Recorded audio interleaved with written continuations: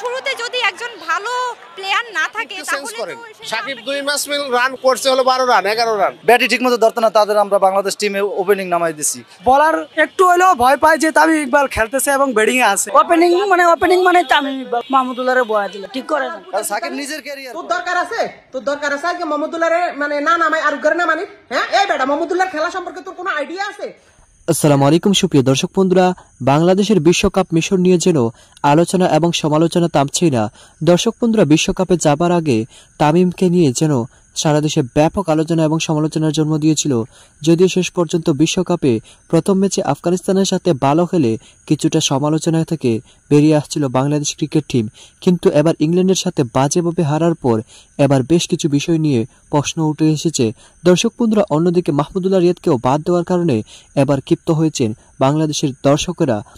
দর্শক বন্ধুরা, এবং সেই সাথে সাকিবকে বাদ দিয়ে তামিমকে দলে নেওয়ার আহ্বান জানিয়েছে বেশ কিছু ক্রিকেট প্রেমীরা।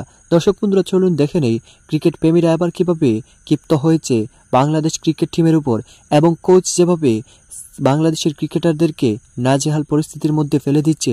তো দর্শক বন্ধুরা, অবশ্যই ধৈর্য সহকারে পুরো ভিডিওটি দেখবেন, তাহলে এই সকল বিষয়গুলো পরিপূর্ণ বুঝতে পারবেন। থাকলে একদম বিশ্বকাপের মতো একটা বড় মঞ্চে সিনিয়র ক্যাম্পেনারের একটা যে অভিজ্ঞতার দিক থেকে সব দিক থেকে তামিম আগায় ছিল, কিন্তু তামিমটা দলে নেয় নাই, উচিত হয় নাই বাদ দেওয়াটা। খুব মিস করতেছি তামিমরা। আমরা 4 বার বিশ্বকাপ খেলছে, আমরা তামিমের মতো একজন খেলোয়াড় আমরা বাইরে রেখে তারপর আমরা নতুন যারা একদম ব্যাটই ঠিকমতো ধরতো না তাদের আমরা বাংলাদেশ টিমে ওপেনিং নামাই দিছি। যারা একটা আন্তর্জাতিক ম্যাচ খেলে নাই তাদের আমরা বিশ্বকাপে নিয়ে আসছি। এরকম আমরা চাই না যে ভালো একজন তামিমের আনুক, ওদেরকে দেশে নিয়ে আসা, তামিমরে আবার আনুক বিশ্বকাপে। যে আমরা খুবই হতাশ আজকে খেলার জন্য। মাহমুদুল্লাহ নাই, তামিম নাই, খুবই সিনিয়র অভিজ্ঞ প্লেয়ার নাই। ওপেনিং জুটি নিয়ে আমাদের বাংলাদেশের অনেক সমস্যা আছে। ওপেনিং জুটিটা ভালো না করলে বাকিরা ভালো করতে পারতেছে না। যতদিনের খেলা দেখছি ভাই, ওপেনিং জুটি যেদিন ভালো করছে কিন্তু সবাই ভালো করছে। যেদিন আজকে দেখেন ওপেনিং জুটি ভালো করে নাই, কিন্তু কেউ ভালো করতে পারে না।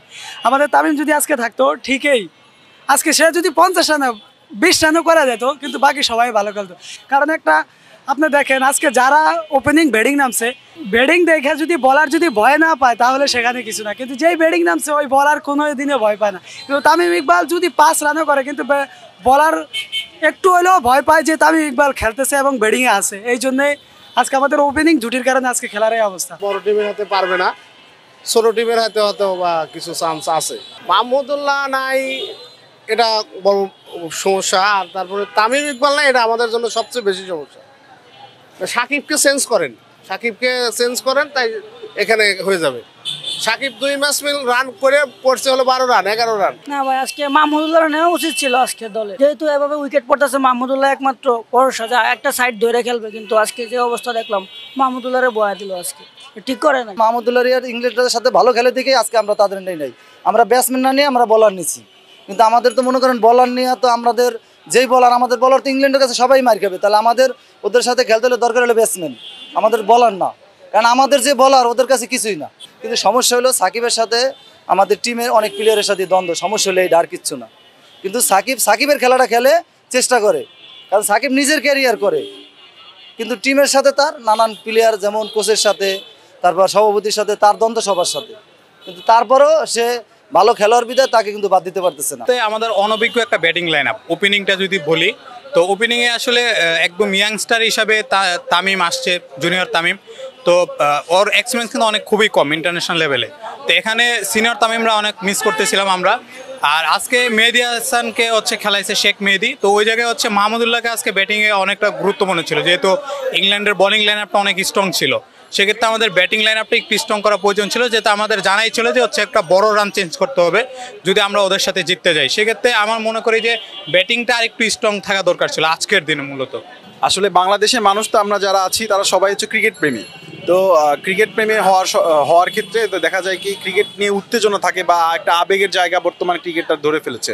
তো আমরা যারা এখানে বাইরে খেলা দেখি বা যারা আমাদের খেলা দেখে, তো এই জিনিসটা তারা যেমন মজা পায় আমরাও সেরকম মজা পাই বা উদ্বুদ্ধ হই, এবং খেলা আমরা চাই যে বাংলাদেশ ভালো খেলুক, যাতে আমাদের আশা এবং উদ্দীপনার জায়গাটা আরও একটু আমরা বেড়ে যায়। এইটা হচ্ছে কথা। ক্রিকেটটা আপনার ব্যাটে বলের খেলা। তো কেউ যারা অবশ্যই যারা বিগত দিনে খেলে এসেছে, যাদের এক্সপিরিয়েন্স বেশি, তারা অবশ্য থাকলে হয়তো বা ব্যাপারটা অন্যরকম হতে পারতো। কিন্তু এখন তারা যেহেতু নাই, তো সেক্ষেত্রে যারা আর এখন রয়েছে স্কোয়াডে, তো তাদেরকে ভালো দেওয়াটাই হচ্ছে আমাদের মূল লক্ষ্য এবং বাংলাদেশ টিমের জন্য এটা সব থেকে বেটার হবে। হারলেও বাংলাদেশ, জিতলেও বাংলাদেশ, কিন্তু দুঃখের বিষয় যে আজকে মাহমুদুল্লাহ রিয়াদ নাই, এজন্য তামিমকে মিস করতেছি আমরা অনেক। তামিম থাকলে দলটা আরো ভালো হইতো, আর ওপেনিং এ ব্যাটার হিসাবে যদি এনামূলক বিজয় নিত আর দলটা আর একটু শক্তিশালী হইতো। আর ক্যাপ্টেন্সি কিছু কিছু জায়গায় ভুল আছে, যদি বাংলাদেশ যদি টিমরা যদি এরা যদি মিলেমিশে খেলাইতো তাহলে ভালো লাগতো। সাকিব এবং তামিমের দণ্ডটা যদি এরা যদি বন্ধুত্ব করতে পারতো তাহলে টিমটা আরো শক্তিশালী হইতো। কিন্তু ওয়ার্ল্ড কাপ যেহেতু আমরা খেলতেছি, সেক্ষেত্রে আমাদের উচিত আমাদের দলটাকে আমাদের সাপোর্ট করা। এই যে মেইনটেইন এই যে তখন বোলিং এর যে একটা টার্ন হয়, সে টার্নটা হয় নাই, ওই জন্য ইংল্যান্ডের ব্যাটিংরা খুবই ভালো করছে। ফিল্ডিং যদি আরেকটু ভালো করতাম আমরা, তাহলে কিন্তু আরো 20-22 রান বা 25 রান আমরা সেভ করতে পারতাম। আফগানদের বিপক্ষে দারুণ জয়ের পর পজিটিভ মাইন্ডসেট ছিল টিম বাংলাদেশের। বর্তমান বিশ্ব চ্যাম্পিয়নদের বিপক্ষে তাই ভালো কিছুর প্রত্যাশা নিয়ে সমর্থকরা খেলা দেখতে ভিড় জমান বড় পর্দার সামনে। টস ভাগ্য সহায় হলেও সহায় হয়নি ম্যাচ ভাগ্য। চরমভাবে হতাশ করেছেন ক্রিকেটাররা। টস জিতে বোলিংয়ের সিদ্ধান্ত ভুল না হলেও অধিনায়ককে সুফল উপহার দিতে পারেননি বোলাররা। ধর্মশালায় উইকেটে এরই মধ্যে একটা ম্যাচও খেলা বাংলাদেশকে নিয়ে এদিন অনেকটা ছেলে খেলা করলো ইংলিশ ব্যাটাররা। বাংলাদেশ যখন বল করে তখন বোলিং এর যে একটা টার্ন হয়, সে টার্নটা হয় নাই, ওই জন্য ইংল্যান্ডের ব্যাটিংরা খুবই ভালো করছে এবং রান প্রচুর হয়ে গেছে। আর এতগুলা রানের তাড়া করতে যায় বাংলাদেশের ব্যাটিংরা আসলে মানসিকভাবে একটু চাপে পড়ে গেছে, সেজন্য ওরা আসলে মানসিকভাবে চাপে পড়ার কারণে হয়তো আরো আগেই আউট হয়ে গেছে। যতটুকু আমরা প্রত্যাশা করছি তার কোনোটাই হয় নাই। অনেকগুলো ফিল্ডিং মিস হয়েছে। ফিল্ডিং যদি আরেকটু ভালো করতাম আমরা, তাহলে কিন্তু আরো 20-22 রান বা 25 রান আমরা সেভ করতে পারতাম। 10 ওভার আমরা কিন্তু কামব্যাক করতে পারছি মোটামুটি। যেমন মেহেদি অনেক ভালো বল করছে, শেষ দিকে শরীফুল অনেক ভালো বল করছে।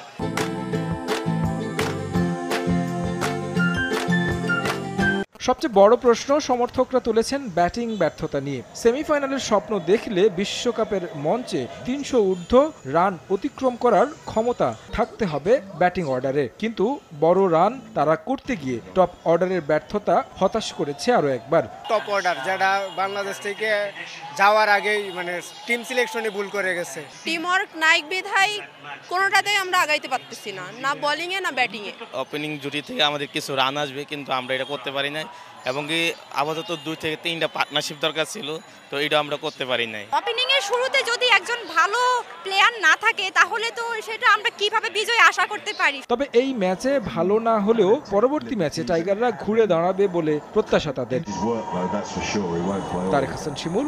তো দর্শক বন্ধুরা, আপনারা হয়তো পুরো ভিডিওটি থেকে এবং এই সকল বিষয়গুলো জেনে অবশ্যই বুঝতে পেরেছেন বাংলাদেশের ক্রিকেট বিশ্বকাপ নিয়ে 2023-এর এই বিশ্বকাপকে ঘিরে আলোচনা এবং সমালোচনা যেন কোনোটাই পিছু ছাড়ছে না। কারণ বাংলাদেশের বিশ্বকাপের যখন ব্যর্থতা আসছে তখনই প্রশ্ন উঠে এসেছে সিনিয়র ক্রিকেটারদেরকে কেন বাদ দিয়েছে কোচ এবং টিম ম্যানেজমেন্ট। দর্শক বন্ধুরা, এবং মাহমুদুল্লাহ রিয়াদকে এই ম্যাচে না রাখাকে কেন্দ্র করে আসলে কিছুটা যৌক্তিক আছে, কারণ মাহমুদুল্লাহকে একাদশে না রাখায় অনেকটা পিছিয়ে পড়েছে বাংলাদেশ ক্রিকেট টিম।